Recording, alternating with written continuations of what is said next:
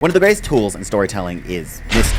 What's in the basement? Who is the little giant? Who is Aqua and Ruby's dad? How did the world of Heavenly Delusion get like this? And most famous of them all, what is the One Piece? When you build up a question as grand as those, you basically ensure that most viewers will keep watching just to answer that question alone, putting pressure on the story to deliver. But if you ask me, how you set up the mystery is more important than answering the question. And the tool I realize I vibe with the most is subtlety. Stories that set up mystery plots when you least expect it. You think the show is going to be one thing, and by the time you're well into it, you find yourself locked in for a mystery you won't soon forget. I realized this while watching Dungeon Meshi, the recent Studio Trigger anime, making this the first ever manga the studio has adapted, written by Ryoko Kiwi, a fantasy story about our heroes surviving in a dungeon by living off the dungeon. They eat the monsters. By the trailers, manga covers, and first few episodes, you get the feeling that this show is a fun, I will burn your flesh to ash, campy, slice life comedy about our goofball party, cooking monsters.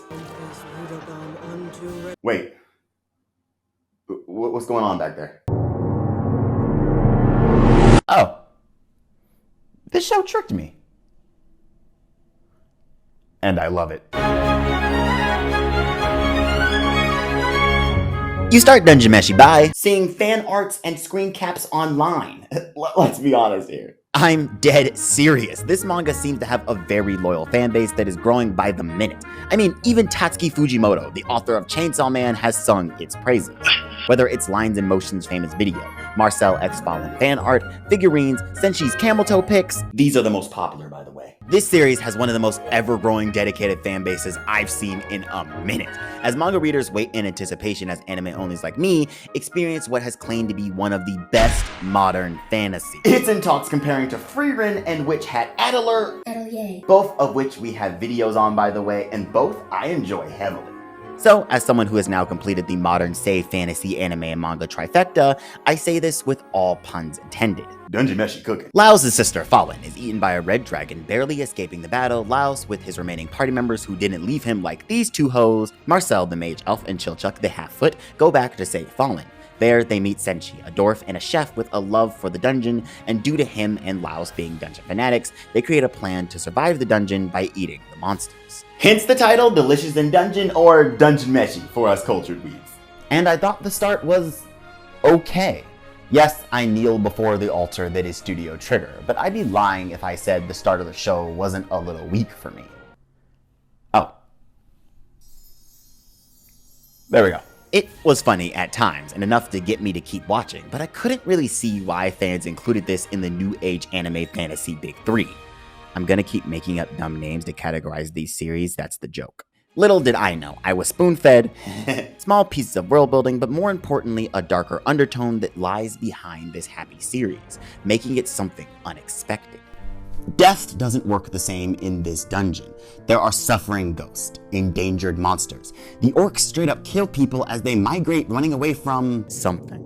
There is dark magic. Why doesn't Senshi like magic? The orcs and the elves have a historical feud. The red dragon our party is after is acting strange because of someone. This show uses comedy to distract you. Just look at the first few minutes of the show as they tell us how the dungeon was created by a mad mage and why it's explored.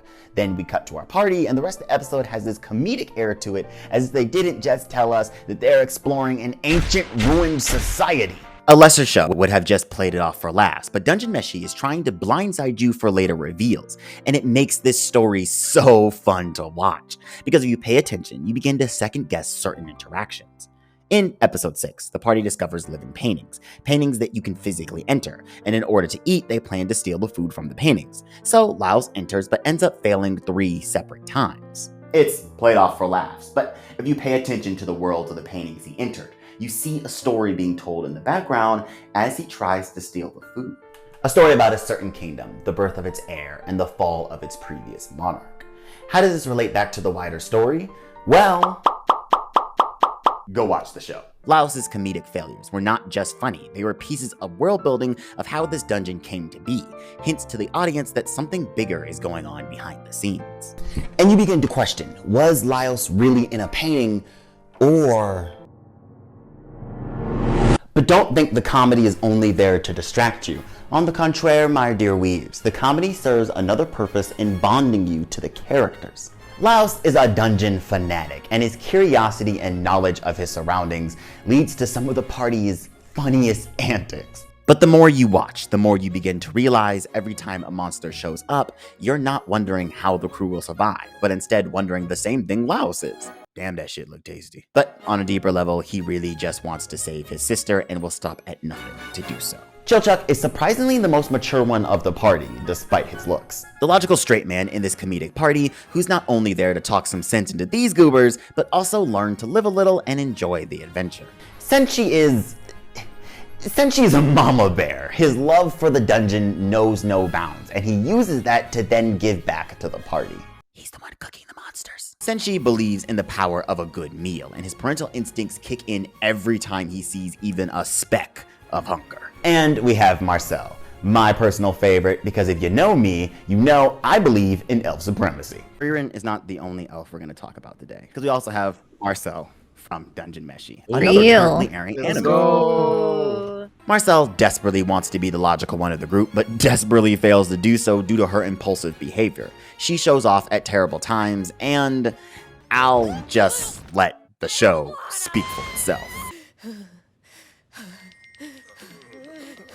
I love this girl. Yet, without her and every single one of these party members, none of them would survive. Marcel is a powerful maid. Senshi literally feeds them, Chilchuck maneuvers them through the dungeon, and Laos guides them with his knowledge and leadership.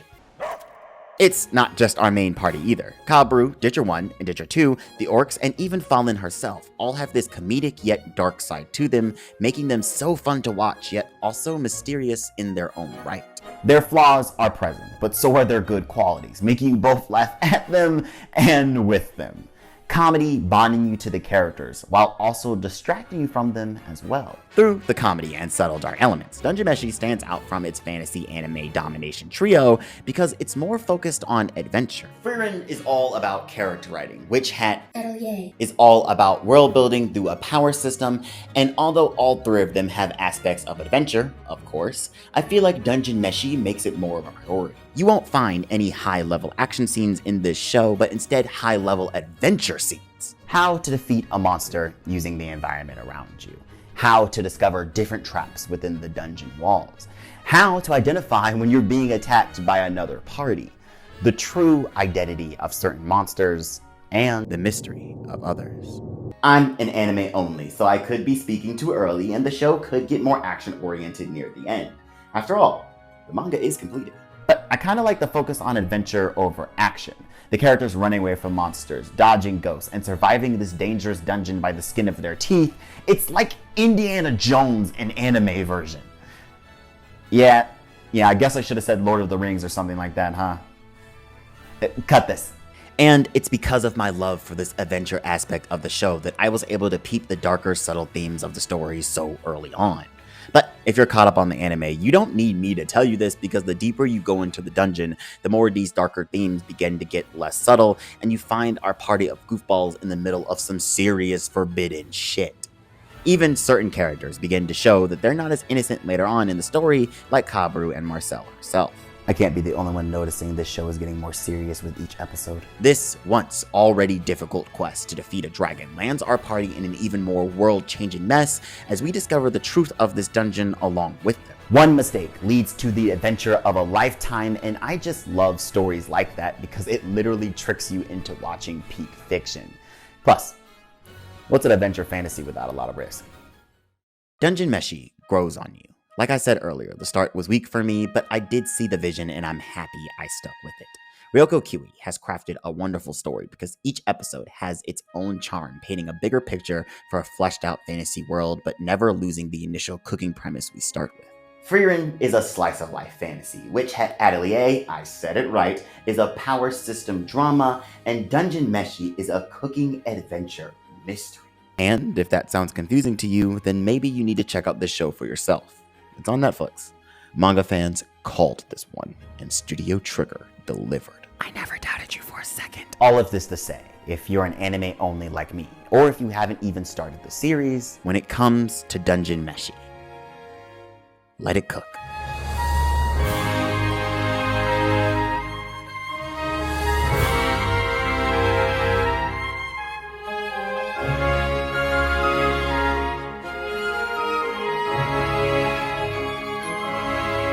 In Studio Trigger we trust. I'm excited for more Dungeon Meshi, but let me know your thoughts in the comments below, and don't forget to press that sub button. Make sure you guys follow us on socials. You would have known about my change of hairstyle if you followed us on Twitter. Just saying. Thanks so much to our Patreons, and as always, my friends, thank you so much for watching. I'm RJ Lane, and this has been On the Rise.